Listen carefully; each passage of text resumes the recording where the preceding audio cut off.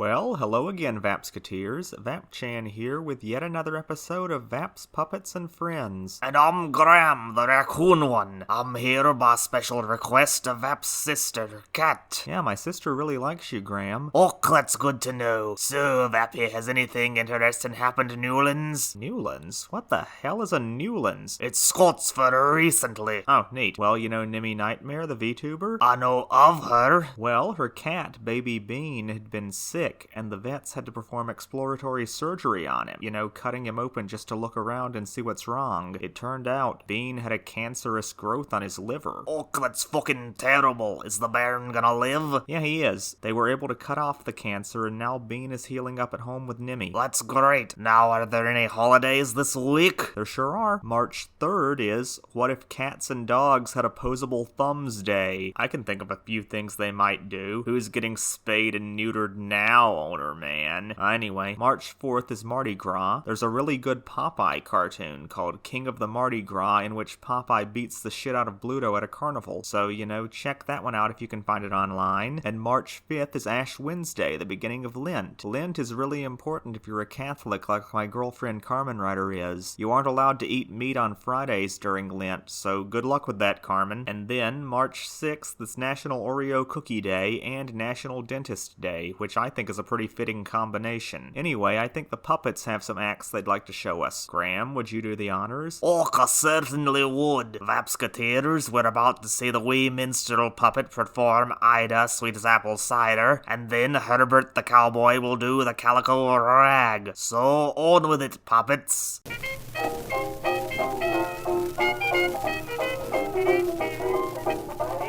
the regions where the roses always bloom, breathe them out upon their sweet perfume. Lives the dusky maid I long to call my own, for I know my love for her will never die. When the sun am sinking in the golden west, little robin redbreast on the seek their nest. Then I sneak down to that place I love the best. Every there alone I sigh. Ida, sweet as apple cider, sweeter than all I know. Come out in the silvery moonlight of love we'll whisper, so soft and low. Oh, sounds so nice and pretty, seems so. Can't live without you. Listen, oh honeydew. Ida, I idolize you.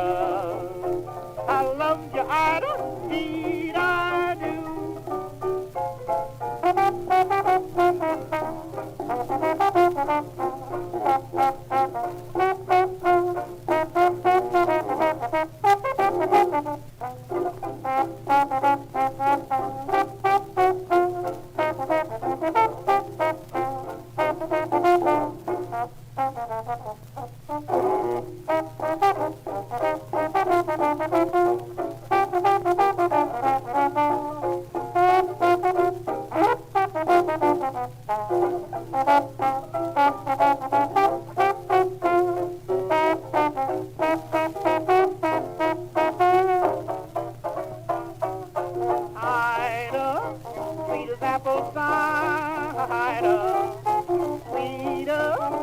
Than all I know.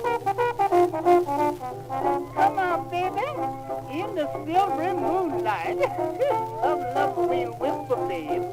So soft and low, oh, sounds so nice and pretty, Lord, seems so. I can't live without you. Listen, oh, honey, Ida, I idolize you. I love you, Ida, dee-da, dee-dee-dee-dee-dee-dee-dee.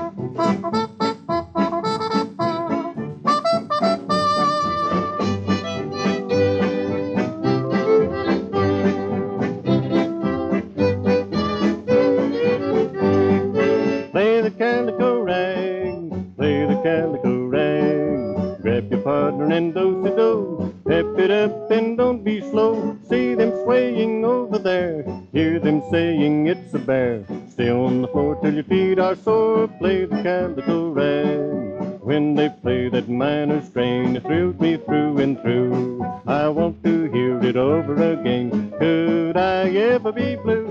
Play the Calico Rag. Play the Calico Rag. Mama says, Pop, please don't stop. Play the Calico Rag.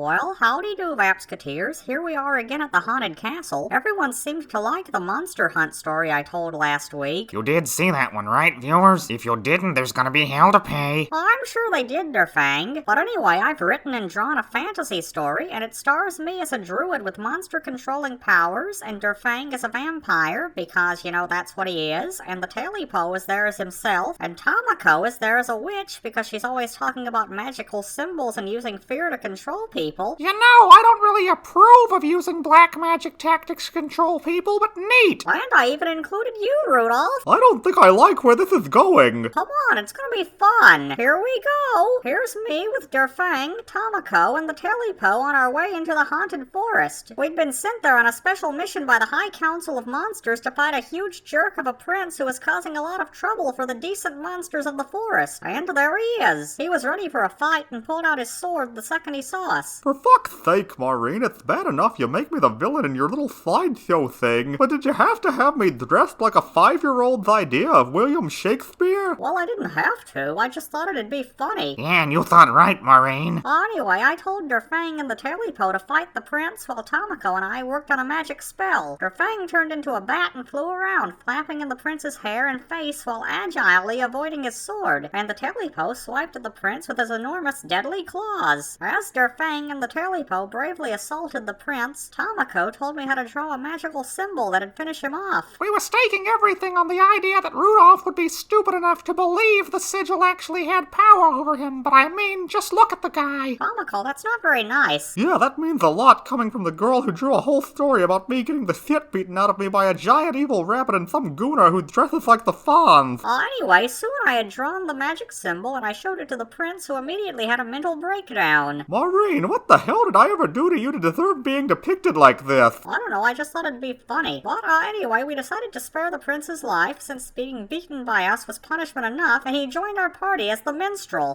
The medieval kind, not the Al Jolson kind. Well, you might have drawn me as a stupid-looking villain who gets assaulted by monsters and breaks down over a mean caricature, but at least you didn't draw me in blackface. Well, now that I've told my story to you all, the puppets have a couple of acts they'd like to perform. And what might those acts be, Maureen? Well, Mitzi is going to sing Daddy Wouldn't Buy Me a Bow Wow, and then the Glink's gonna do a little dance. Cool, go for it, puppets.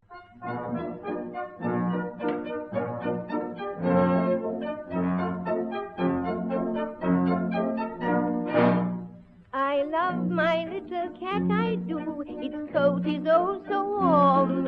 It comes each day with me to school and sits upon the form. The teacher says, why do you bring that little pet of yours? I tell her that I bring my cat along with me because Daddy wouldn't buy me a bow wow. Bow wow. Daddy wouldn't buy me a bow wow. Bow wow. I've got a little cat and I'm very fond of that, but I'd rather have a bow wow wow. Wow, wow, wow, Daddy wouldn't buy me a bow wow, bow wow. Daddy wouldn't buy me a bow wow, bow wow. I've got a little cat, and I'm very fond of that, but I'd rather have a bow wow wow.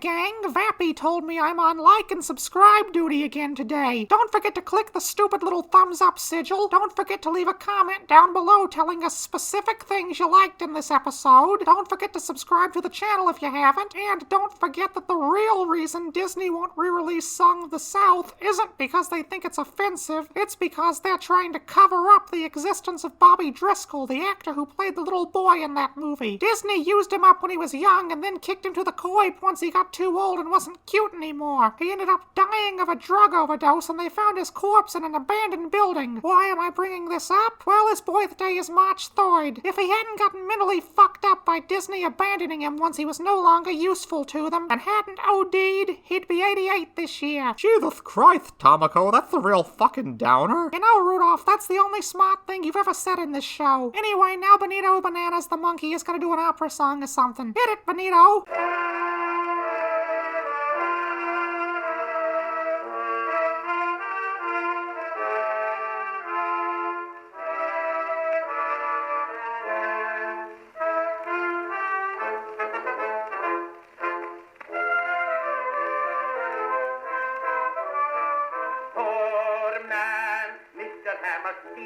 He's a son of the green, feel you very mean. Sack a craze through the pony hat, down at the opera house Manhattan. He's a loose, wonderful carouse, singing the light of the deuce, singing the pleasing tunes. Here's the mud, she's my father's brother, that to make him my cousin Caruso. My cousin Caruso. Hey, kid, when he cut loose at that opera house, just shake it like a this, like a that, he made them all cry. Bravo, grazie, when he sing a Pagliacci. He's a boy so sad, drives the ladies on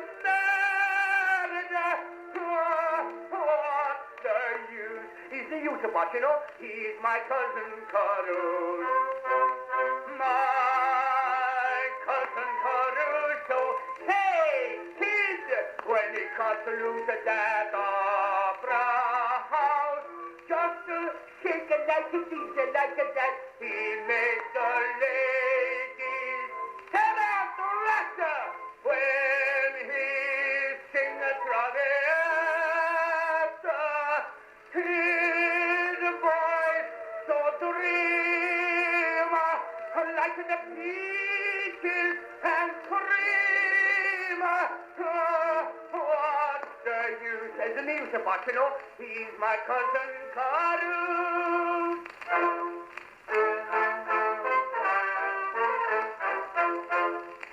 Hey, Vappy, it's that time again. Oh, nice. But we'd better cut away first or we might get kicked off of YouTube. No, I mean it's time to read some more of Giggle Comics number 32 from 1946. Oh, well, that's almost as fun as what I was thinking of. Now let's get into it.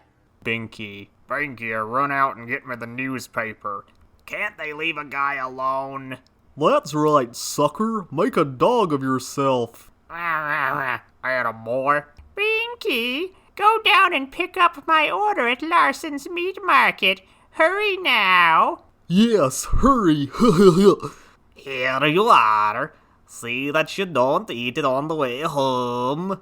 Put it on the table, that's a good dog. Well, that's that. Sleep. Binky, run upstairs and get my slippers.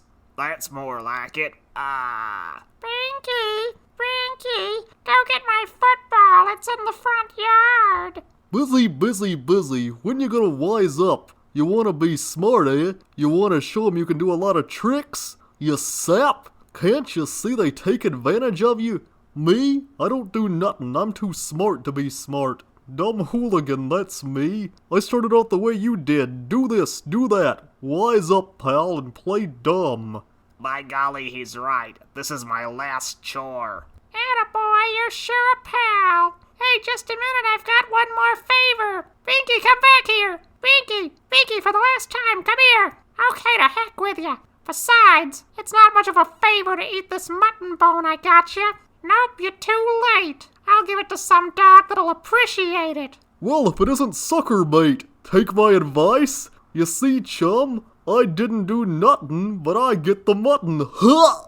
And that's not all. The end. Wow, that one was kinda short, Vappy. Yeah, it was. It's pretty good, though. But there's something really odd I noticed in that comic. What's that? Binky the dog looks almost exactly like Dogmatix from Asterix. This comic came out in 1946, like we keep saying, and Dogmatix first appeared in 1963. I wonder if, a copy of this comic ended up in France and Albert Uderzo, the Asterix guy, read it and copied Binky's design. I know he did like American comics, and that American comics often ended up in other countries due to the American soldiers reading them.